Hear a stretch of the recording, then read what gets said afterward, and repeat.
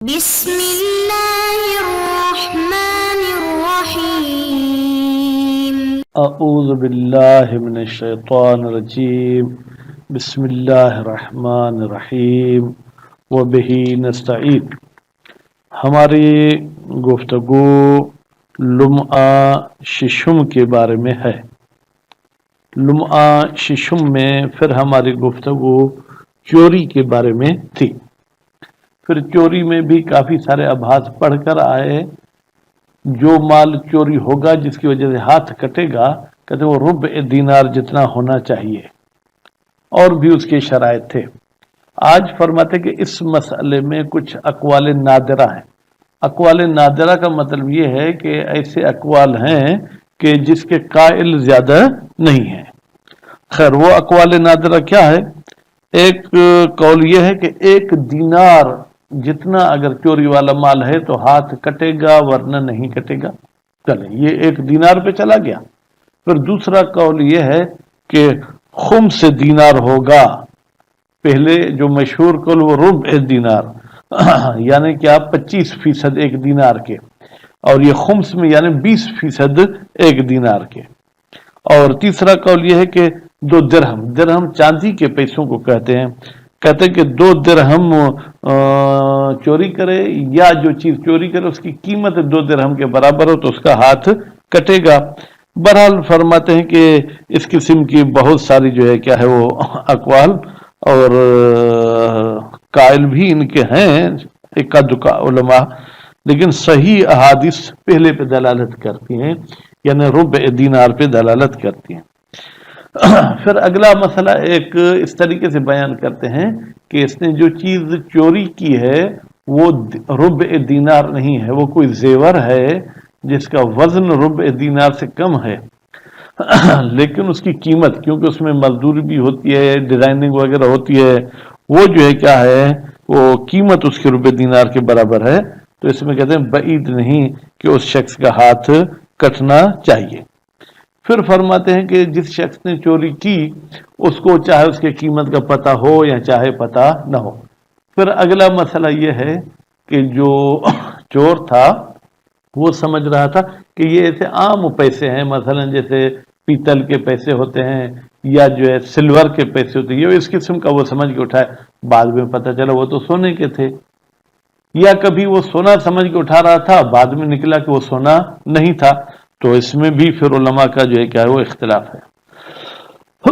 اس کے بعد پھر فرماتے ہیں کہ یہ جو حرز ہے، ایک ہی حرز سے ربع دینار جتنا مال چوری ہوگا تو ہاتھ کٹے گا۔ اگر کسی بندے کے 10 حرز ہیں، 10 میں سے ذرا ذرا اٹھایا تو پھر وہ 10 ذرے مل کر ربع دینار جتنا ہو گیا تو کیا ہاتھ کٹے گا؟ کہتے نہیں، ہم نے کہا تھا ایک ہی حرز سے ربع دینار جتنا اٹھا لے۔ اچھا، اگر سامان 2 حرز میں پڑا ہے وہ سونا، پھر وہ دونوں حرز کسی تیسرے بڑے حرز میں پڑے ہیں، اب ان دونوں حرز سے جو ہے کیا وہ اٹھاتا ہے، جبکہ تیسرے بڑے کا تالا توڑتا ہے، تو یہ حرز الواحد یہ ایک ہی حرز کے حکم میں ہے۔ اس کے بعد پھر فرماتے ہیں کہ جناب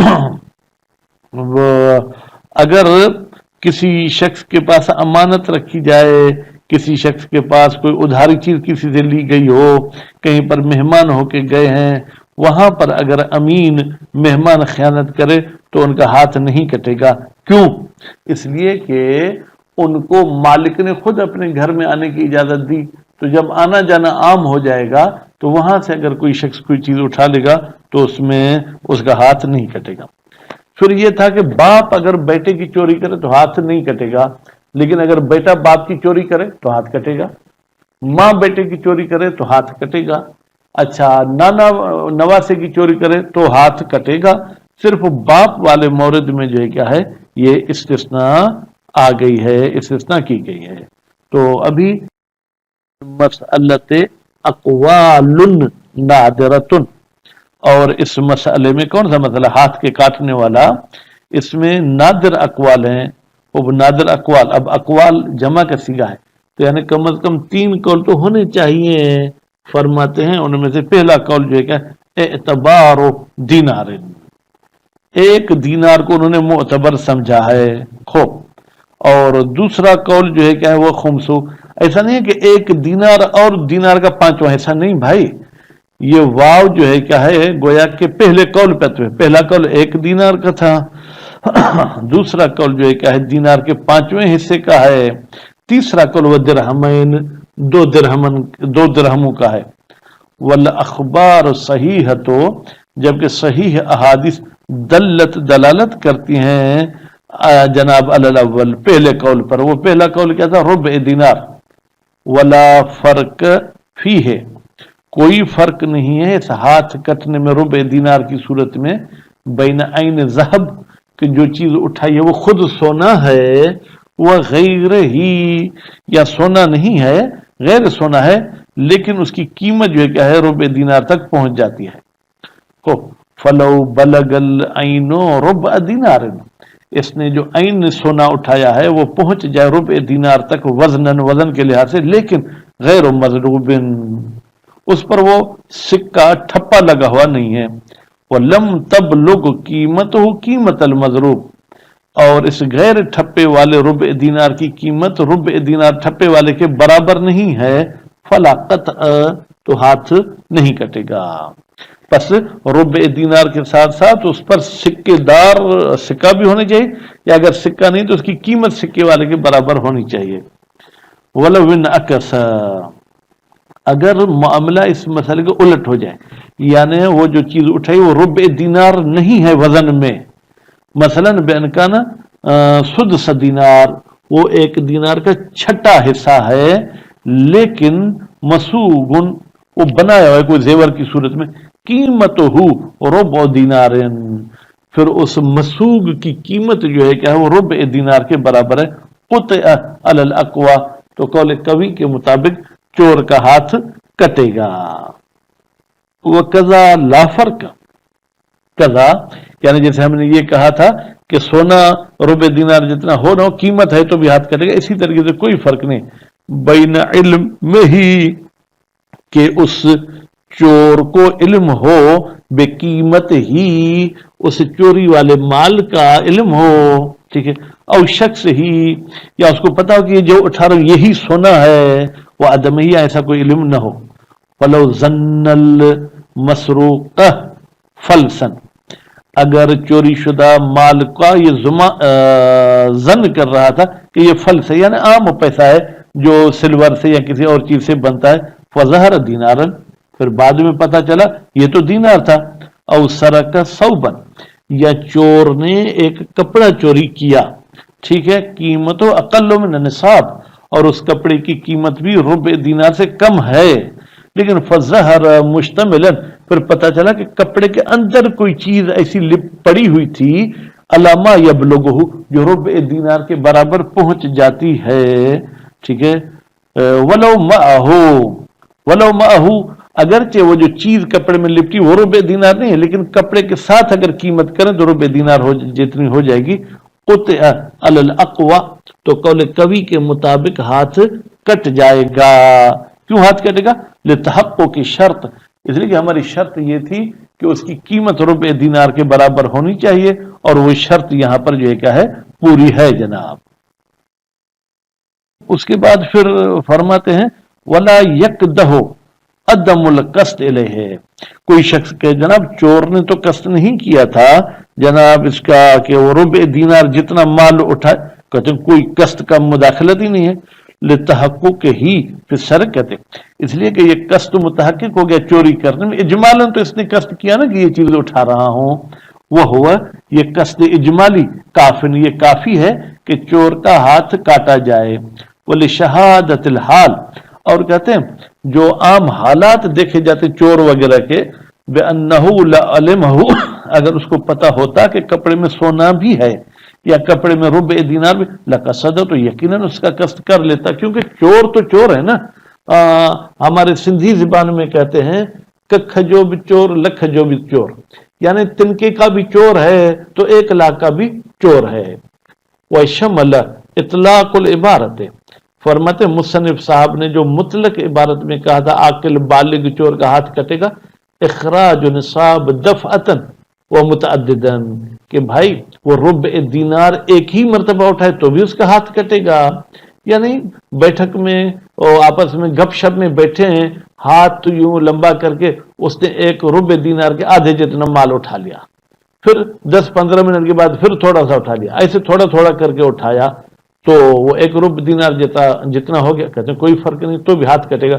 وہ ہوا کذالک، شہید ثانی فرماتے یہ ایسا ہی ہے۔ وہ ہوا کی ضمیر کہاں جائے گی جناب؟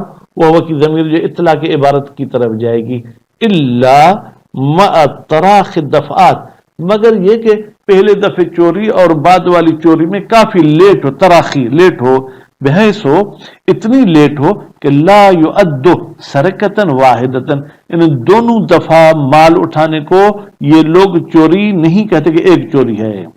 اور اطلاع المالک بینہما، یا ایسا ہے کہ پہلی مرتبہ اٹھایا، اس کے بعد مالک نے گنتی کی، میرے تو کوئی چوری ہو گئی، اب پھر یہ دوبارہ اٹھاتے، فینفصل ما بعدہ، ما بعدہ کی ضمیر کہاں جائے گی؟ یا تو اطلاع مالک، یعنی پس جدا ہو جائے گی وہ چوری جو مالک کے اطلاع کے بعد ہوئی ہے، وسیاتی حکایتہ لہذا المفہوم، اور ان قریب آئے گا کہ مصنف صاحب حکایت کریں گے اس مفہوم کی کہ ایک دفعہ چوری کرے یا چند دفعہ چوری کرے وہ ایک ہی چوری حساب ہوگی، لیکن اگر زیادہ لیٹ ہے یا مالک کو پتہ ہے تو الگ الگ چوریاں ہوں گی۔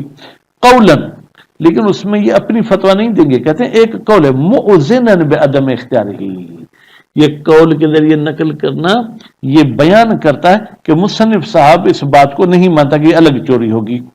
وَيُعْتَبَر، اور ہاتھ کٹنے میں معتبر ہے اتحاد الحرز، حرز یعنی کیا بھائی؟ جس میں وہ سامان رکھا ہوا ہے وہ ایک ہو۔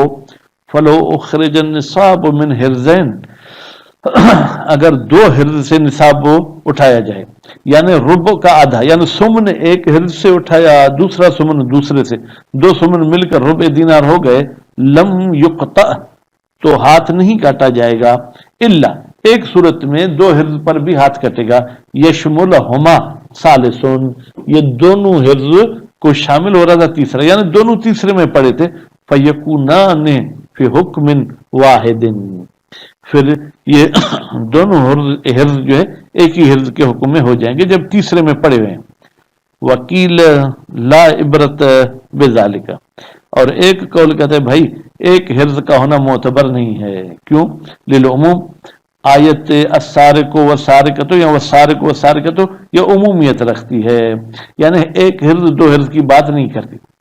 ولا فی الحاتق للحرز قہرن، کہتے ہیں اور کوئی فرق نہیں ہے ہاتق میں جو حرز کو توڑتا ہے، قہرن اے حتکن ظاہرن، ٹھیک ہے، کہتے ہیں کہ یا تو اوپر عطف کریں، یعنی اگر 2 حرز سے اٹھائے گا تو ہاتھ نہیں کٹے گا، اسی طریقے سے اگر مالک کے سامنے مالک ہاتھ پاؤں باندھ کے یہ اس حرز کو توڑتا ہے تو بھی ہاتھ نہیں کٹے گا، کیوں؟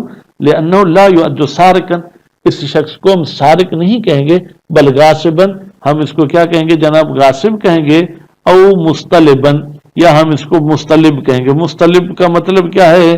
یعنی یہ کوئی چیز جو ہے کیا ہے چھپا کر اٹھاتا ہے لیکن حرز میں وہ چیز نہیں تھی۔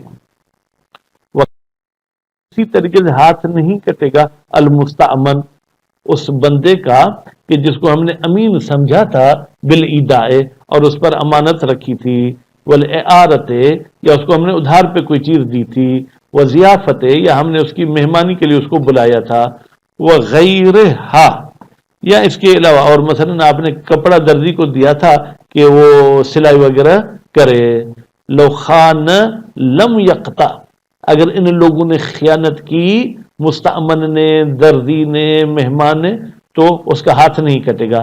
لعدم تحقق الحتق، اس لیے کہ یہ لوگ اگر گھر سے چوری بھی کرتے ہیں تو وہاں پر حتق جو ہے کیا ہے وہ متحقق نہیں ہوتا، صدق نہیں کرتا ہے۔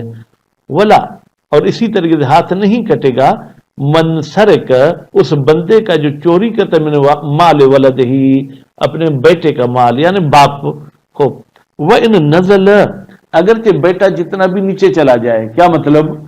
بیٹے کا مال چوری کرے ہاتھ نہیں کٹے گا، بیٹے کے بیٹے کا مال چوری کرے یعنی پوتے کا تو بھی مال چوری نہیں ہوگا، پھر بیٹے کے پوتے کا تو بھی چوری نہیں، وہ ہاتھ نہیں کٹے گا۔ وہ بالعکس، اور کہتے ہیں اس کے عکس بھی گویا کہ جو ہے کیا ہے وہ استنافیہ نہیں ہے، یہ نیا مسئلہ سنا رہے ہیں. اگر اس کا برعکس ہو جائے، وہ عکس کیا ہے؟ ما لو سرق الولد مال والد ہی، اگر بیٹا اپنے والد کے مال کی چوری کرے، وہ ان اللہ والد جتنا اوپر چلا جائے، دادے کے مال کی چوری کرے، پر دادے کے مال کی چوری کرے، او سرقت الام مال ولدها، یا ماں اپنے بیٹے کے مال کی چوری کرتی ہے، یقطع کل منہما، تو ماں کا بھی ہاتھ کٹے گا، بیٹے کا بھی ہاتھ کٹے گا. کیوں؟ لعموم الآیت، والسارق والسارقۃ والی آیت جو ہے کیا ہے وہ عام ہے. خرج منہ الوالد، صرف والد کو ہاتھ کٹنے سے خارج کیا گیا ہے. فیبقى الباقی، تو باقی جتنے بھی چوری کرنے والے ہیں وہ اس ہاتھ کٹنے میں باقی رہیں گے. وقال ابو صلاح رحمہ اللہ، اور ابو صلاح اللہ تعالیٰ اس پر رحمت کرے، اس نے کہا ہے لا تقطع الام بسرقت مال ولدها، بھائی ہاتھ نہیں کاٹا جائے گا ماں کا اگر وہ اپنے بیٹے کی چوری کرتی ہے. کل اب جیسے باپ کا ہاتھ نہیں کٹ رہا تھا. کیوں؟ لأنہا، اس لیے کہ ماں جو ہے کیا ہے وہ احد الوالدین، وہ والدین میں سے ایک والد ہے. تو جیسے اس مذکر والد کا ہاتھ نہیں کٹے گا تو مونس والد کا بھی ہاتھ نہیں کٹے گا. ولاشتراکہما فی وجوب الاعظام، اور باپ اور ماں دونوں مشترک ہیں کہ ان کی عزت کی جائے، تو بیٹے کی اگر چیز اٹھا لی تو ہاتھ نہیں کٹے گا. ونفع عنہ، اور اس نظریے سے کہ ماں کا ہاتھ نہیں کٹے گا، نفی کی ہے کس نے؟ علامہ نے کتاب مختلف میں البأس، کہا کہ اس میں کوئی حرج نہیں کہ ماں کا ہاتھ نہیں کٹے. والاصح المشہور، جبکہ قول صحیح تر وہی مشہور قول ہے کہ ماں کا ہاتھ کٹے گا. والجد للام کالام، اچھا جو جد مادری ہے یعنی جو نانا ہے وہ بھی ماں کے حکم میں ہے، ماں کا ہاتھ کٹے گا. اگر نانا نواسا کی چوری کرتا ہے تو نانا کا بھی ہاتھ کٹے گا، لیکن دادا اگر چوری کرتا ہے پوتے کی تو دادے کا ہاتھ نہیں کٹے گا. صلی اللہ علیہ محمد و آل محمد.